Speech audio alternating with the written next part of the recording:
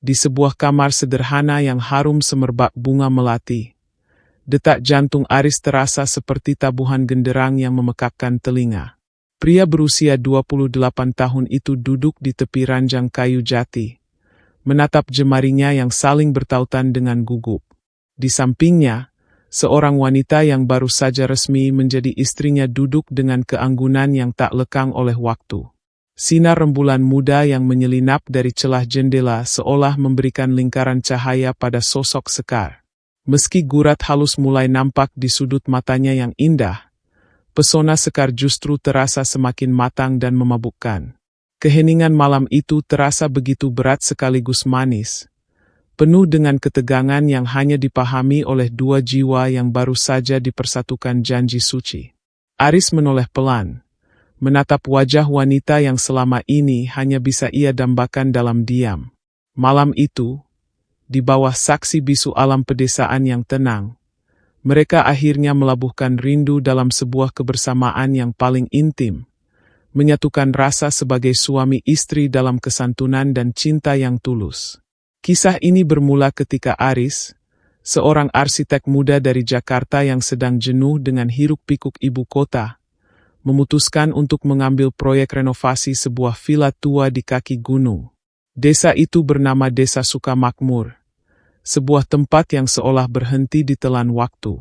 Hijau sawahnya masih asri, dan keramahan penduduknya masih sangat kental. Namun, di antara semua keindahan alam itu, ada satu nama yang selalu menjadi buah bibir di setiap sudut warung kopi maupun balai desa. Sekar. Sekar bukanlah gadis remaja. Ia adalah seorang wanita berusia 45 tahun yang hidup menyendiri di sebuah rumah joglo kecil di pinggir desa. Bagi penduduk desa, Sekar adalah bunga desa yang tak pernah layu. Bukan hanya karena kecantikan fisiknya yang seolah beku oleh waktu, tetapi karena kebaikan hati dan martabatnya yang sangat tinggi. Ia adalah seorang perajin batik tulis yang tangannya mampu menciptakan motif-motif penuh makna. Banyak pria, mulai dari duda kaya hingga pemuda desa, mencoba mendekatinya, namun Sekar selalu menolak dengan cara yang begitu halus hingga tak ada yang merasa tersakiti. Pertemuan pertama Aris dengan Sekar terjadi di pasar tradisional. Saat itu, Aris sedang kesulitan mencari material lokal untuk proyeknya. Ia melihat seorang wanita mengenakan kebaya sederhana dengan kain batik yang sangat indah, sedang membantu seorang nenek tua mengangkat barang belanjaan. Gerakannya anggun, suaranya lembut saat berbicara, dan matanya memancarkan ketenangan yang belum pernah Aris temui pada wanita manapun di kota besar. Sejak saat itu, Aris merasa ada sesuatu yang menarik magnet jiwanya ke arah wanita itu. Aris mulai mencari alasan untuk sering melewati rumah Sekar. Kadang ia berpura-pura menanyakan arah, atau sengaja ingin memesan kain batik buatan tangan Sekar. Awalnya, Sekar menanggapi Aris dengan keramahan yang sewajarnya. Ia menganggap Aris hanyalah pemuda kota yang sedang penasaran dengan kehidupan desa. Namun, Aris tidak menyerah. Ia bukan tipe pria yang hanya mengejar fisik. Semakin sering ia berbincang dengan Sekar, semakin ia mengagumi kecerdasan berpikir dan keteguhan prinsip wanita itu. "Kenapa Mbak Sekar betah sendiri?" tanya Aris suatu sore di teras rumah Sekar, sambil menikmati teh melati hangat. Sekar tersenyum, sebuah senyuman yang membuat dunia Aris seakan berhenti berputar. "Sendiri bukan berarti sepi, Mas Aris. Saya merasa cukup dengan apa yang saya miliki sekarang. Cinta itu tanggung jawab yang besar, dan saya belum menemukan alasan untuk menyerahkan ketenangan ini pada orang lain." Jawaban itu justru membuat Aris semakin tertantang. Ia melihat bahwa Sekar bukan sekadar wanita dewasa yang cantik. Dia adalah seorang jiwa yang utuh.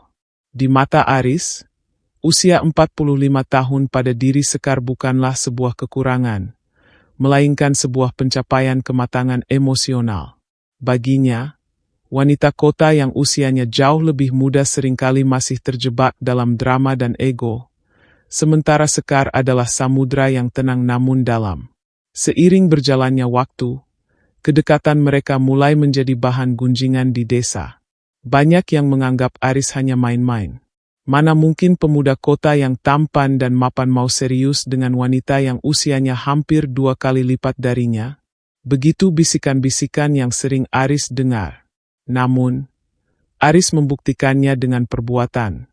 Ia mulai membantu Sekar mengurus kebunnya, membantunya memasarkan batik ke galeri-galeri besar di Jakarta tanpa mengambil keuntungan sepeser pun. Dan yang paling penting, ia mendengarkan setiap keluh kesah Sekar. Perasaan cinta itu tumbuh bukan seperti ledakan kembang api, melainkan seperti akar pohon yang perlahan tapi pasti mencengkeram bumi. Aris menemukan bahwa Sekar adalah rumah. Ketika Aris mengalami masalah dengan proyek konstruksinya di Jakarta, Sekar adalah orang pertama yang memberikannya sudut pandang yang menenangkan. Sebaliknya, Aris memberikan warna baru pada hidup Sekar yang selama ini monoton. Aris membawa keceriaan, teknologi, dan harapan baru. Puncaknya adalah saat Aris harus kembali ke Jakarta karena kontrak kerjanya selesai. Malam sebelum keberangkatannya, Aris memberanikan diri. Di bawah pohon Kamboja di halaman rumah Sekar, ia berlutut. Bukan dengan cincin berlian yang mewah, melainkan dengan sebuah janji yang ia tulis di atas secarik kertas tentang masa depan yang ingin ia bangun bersama. Mbak Sekar, saya tidak melihat angka saat menatap mata Mbak. Saya melihat masa depan. Saya tidak mencari seseorang untuk sekadar mendampingi.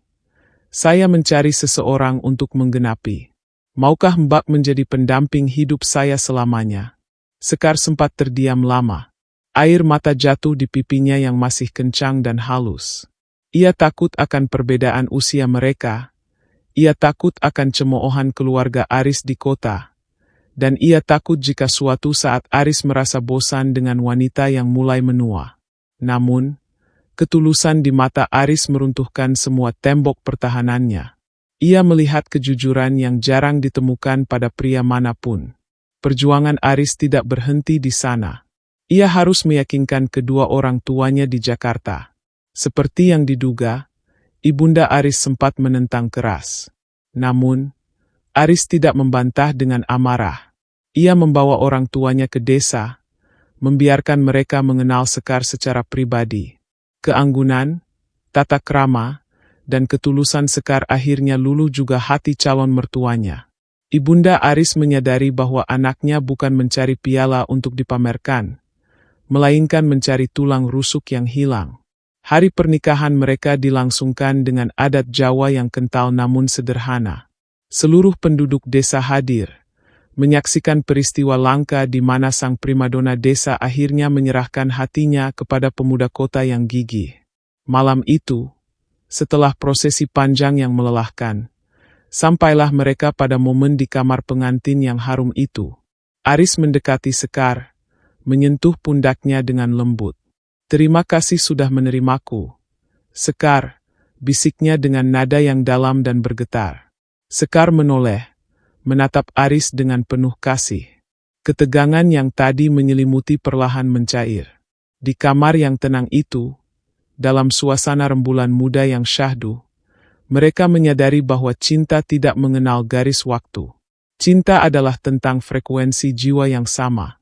Malam itu menjadi saksi bisu bagaimana dua manusia saling menghargai dan memuja, di mana keraguan berubah menjadi keyakinan, dan rasa gugup berubah menjadi kehangatan yang tak terlukiskan.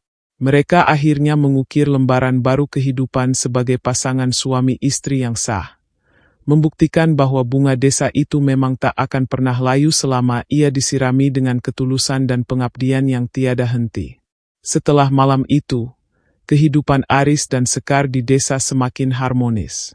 Aris memutuskan untuk tetap tinggal di desa dan membuka biro arsitektur sendiri yang fokus pada pembangunan berkelanjutan di pedesaan. Sementara itu, Sekar tetap menjadi sang perajin batik. Namun kini ia memiliki teman diskusi dan sandaran hati yang selalu mendukung setiap langkahnya. Mereka menjadi simbol bagi banyak orang bahwa usia hanyalah sebuah angka, dan kebahagiaan sejati ditemukan saat kita berhenti mengikuti standar dunia dan mulai mengikuti kata hati yang murni. Aris membuktikan bahwa meminang Sekar bukanlah sebuah kenekatan tanpa alasan, melainkan sebuah keputusan paling logis untuk menemukan kedamaian jiwa yang selama ini ia cari di tengah bisingnya dunia. Kisah cinta mereka terus menginspirasi banyak orang. Sekar, sang bunga desa, tetap bersinar dengan kecantikan yang memancar dari dalam. Sebuah kecantikan yang menurut Aris tidak akan pernah pudar oleh waktu karena dasarnya adalah budi pekerti dan cinta yang tulus. Dan bagi Aris, setiap hari adalah perayaan cinta yang baru. Sebuah pembuktian bahwa pilihannya meminang wanita yang lebih dewasa adalah anugerah terbesar dalam hidupnya.